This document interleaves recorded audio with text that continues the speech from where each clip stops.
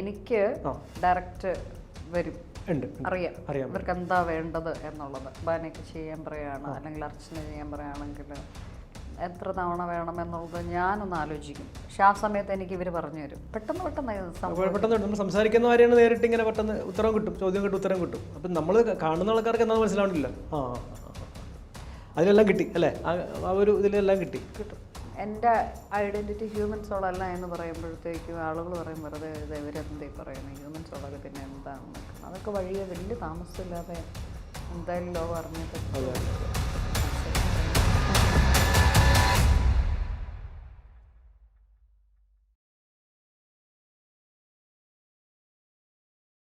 ഇപ്പം നമ്മളൊക്കെ തന്നെ ഇപ്പോൾ എവിടെയെങ്കിലും ഒന്നിച്ച് യാത്ര ചെയ്യേണ്ട അവസരങ്ങൾ വരുമ്പോൾ, ഇപ്പോൾ എവിടെയെങ്കിലും നമ്മൾ ഒന്നിച്ച് തന്നെ പോകുമ്പോൾ പലപ്പോഴും കൺസൾട്ടേഷൻ തെരേസാൻ്റെ ഫോൺ കാറിൽ വെച്ചെടുക്കാറുണ്ട്. കാറിൽ വെച്ചെടുക്കുമ്പോൾ ഇങ്ങനെ വിളിക്കുമ്പോൾ തന്നെ ആൾക്കാർ വരുന്നു, സംസാരിക്കുന്നു. നമ്മൾ നേരിട്ട് സംസാരിക്കുന്ന കൈ കൊണ്ട് ഇങ്ങനെ കാണിച്ച് സംസാരിക്കുക, ചുണ്ടുകൊണ്ട് എന്താ പറയണേ, എന്താ പേരെന്താ. അപ്പോൾ നമ്മൾ ഈ ഇപ്പുറത്ത് നമ്മൾ ആരോട് വർത്താനം പറയേണ്ടത് സാധാരണ വേണ്ടി നമ്മൾ പറയണ കാര്യം തന്നെ ഇങ്ങനെ ആത്മാക്കളോട് സംസാരിക്കുക. അങ്ങനെ പലപ്പോഴും ഞാനത് കണ്ടിട്ടുണ്ട്. അപ്പോൾ എന്താ വെച്ചാൽ ഇങ്ങനെ പേടിച്ചിട്ടില്ല. കാരണം നമുക്ക് ഇരിക്കുന്ന ആളുടെ വില അറിയാവുന്ന പേടിയില്ല അവിടെ. ഒരിക്കലും നമുക്കും വേറെ നമ്മുടെ ഉദ്ദേശശുദ്ധി സത്യമായിട്ട് നിൽക്കുന്നതുകൊണ്ട് പേടി എന്ന സംഭവം എനിക്കതിനകത്തില്ല. ഇത്തിരി ഇതുകൂടി തന്നെ പറയാം, പേടി എന്നുള്ളതിനകത്തില്ല. പക്ഷെ എന്തോ നമ്മൾ ജെന്യൂനായിട്ട് ആരോട് സംസാരിക്കുകയാണെന്ന് നമുക്ക് അങ്ങനെ തോന്നുള്ളൂ. കാരണം വണ്ടിയിലിരിക്കുമ്പോഴാണെങ്കിലും സംസാരിക്കുന്നു. അപ്പോൾ ഈ പല കാര്യങ്ങളും പറയുമ്പോൾ ഈ പരിഹാരങ്ങളാണെങ്കിലും ഒരു വെയിറ്റ് ചെയ്തിട്ട് ഇന്നത് ചെയ്താൽ മതി കേട്ടോ എന്ന് പറയും. അപ്പോൾ ഇത് അവർ നേരിട്ട് നമ്മളോട് പറഞ്ഞു തരാണോ എങ്ങനെയാണ്? അതാണോ? അത് പലരോടും ചിലപ്പോൾ മൃത്യുഞ്ജയ മന്ത്രം പറയും, അമ്പലത്തിൽ പുഷ്പാഞ്ജലി നടത്താൻ പറയുന്നുണ്ട്, ചില സ്ഥലത്ത് പട്ട് കൊടുക്കാൻ പറയുന്നുണ്ട്, ചില സ്ഥലത്ത് മാല പൂജിക്കാൻ പറയുന്നുണ്ട്. ഒന്നൊന്നര കൺസൾട്ടേഷൻ ഞാൻ കണ്ടുകൊണ്ട് ഞാൻ പറയാണ്. അപ്പോൾ ഇത് അവർ നമുക്കിത് ഗ്രിഗോറിയൻ കുർബാന അങ്ങനെ ഗ്രിഗോറിയൻ കുർബാന പറയാറുണ്ട്, കപ്പൂലിൻ അച്ഛന്മാരെ കൊണ്ട് ജയിക്കാൻ പറയാറുണ്ട്. ഇതൊക്കെ ഞാൻ കേട്ടിട്ടുണ്ട്.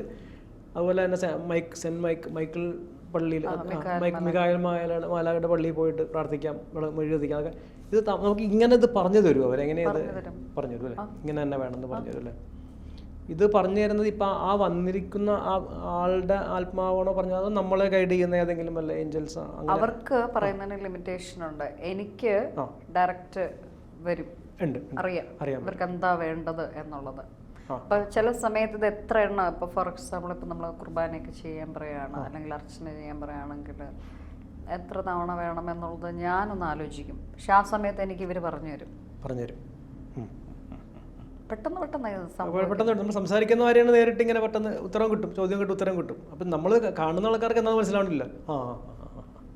അതിലെല്ലാം കിട്ടി അല്ലേ? ആ ഒരു ഇതിലെല്ലാം കിട്ടും അല്ലേ?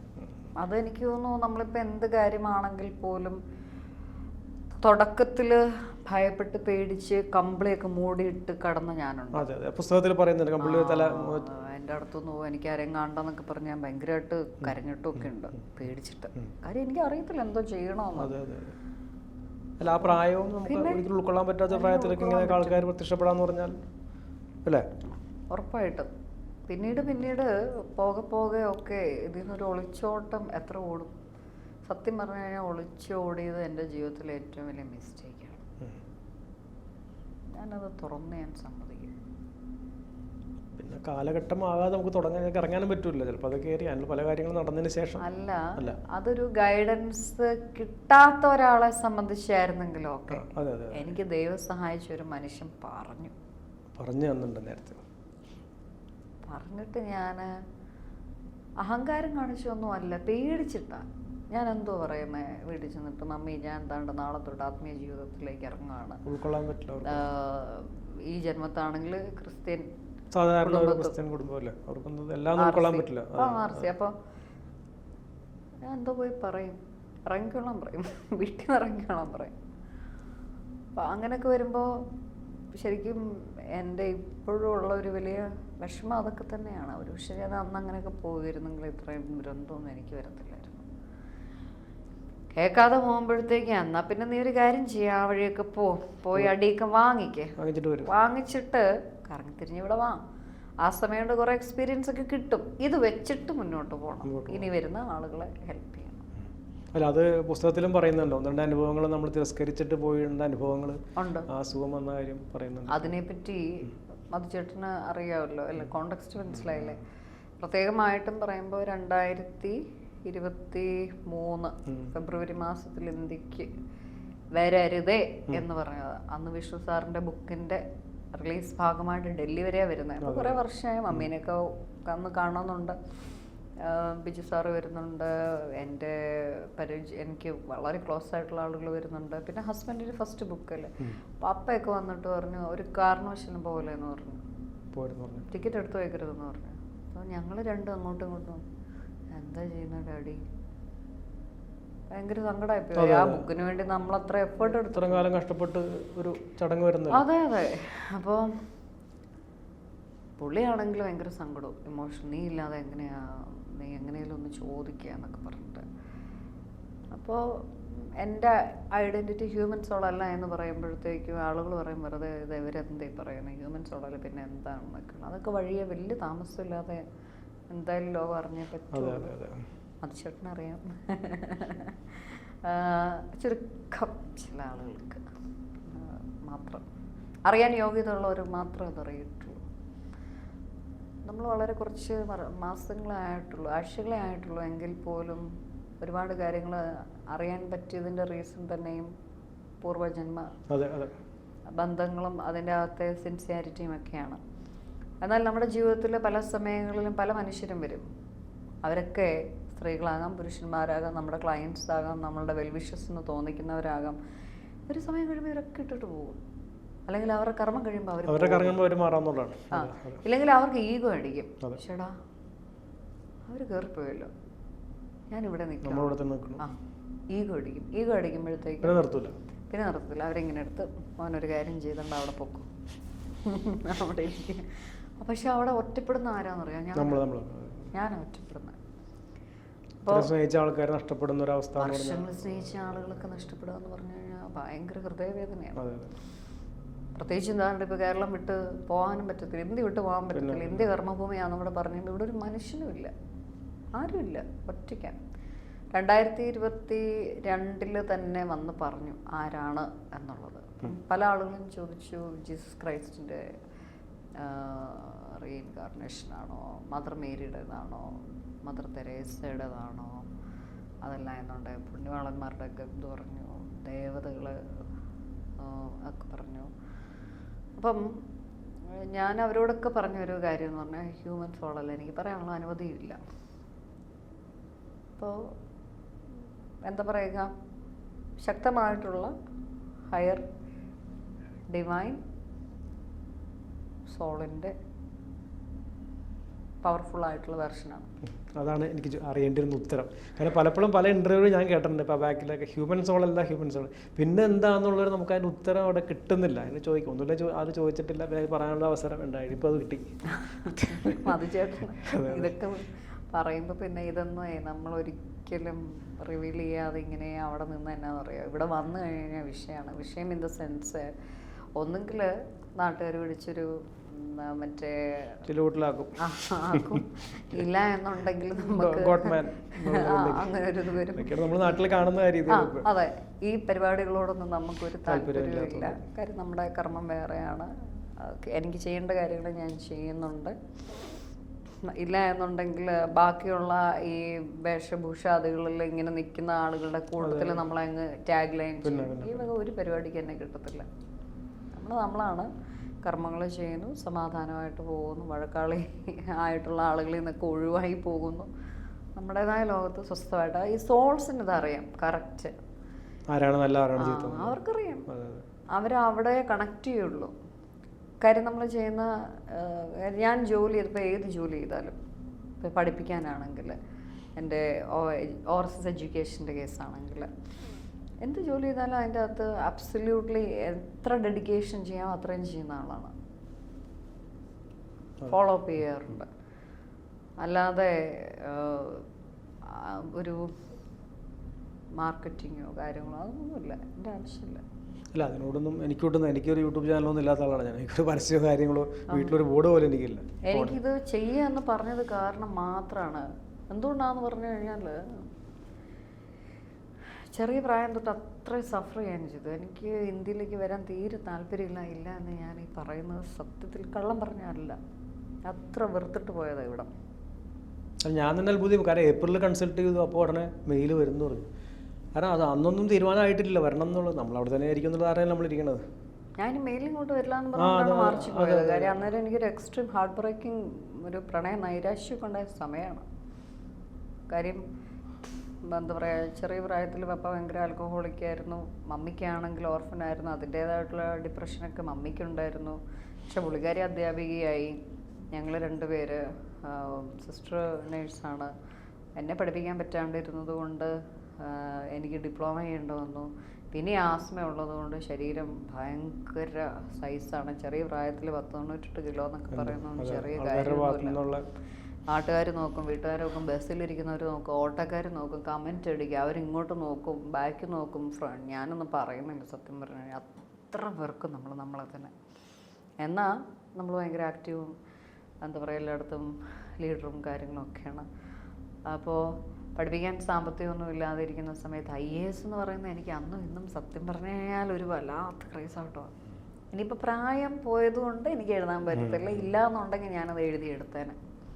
കാര്യം ഇന്ന് അത് പഠിക്കാനുള്ള മനസ്സും സ്ഥിരതയും എനിക്കുണ്ട്. അന്നതില്ലാതിരുന്നതുകൊണ്ട് അത് പഠിപ്പിക്കാമെന്നും പറഞ്ഞുകൊണ്ട് വന്ന ടീംസ് ശാരീരികമായിട്ട് ദുരുപയോഗം ചെയ്ത കേസുണ്ട്.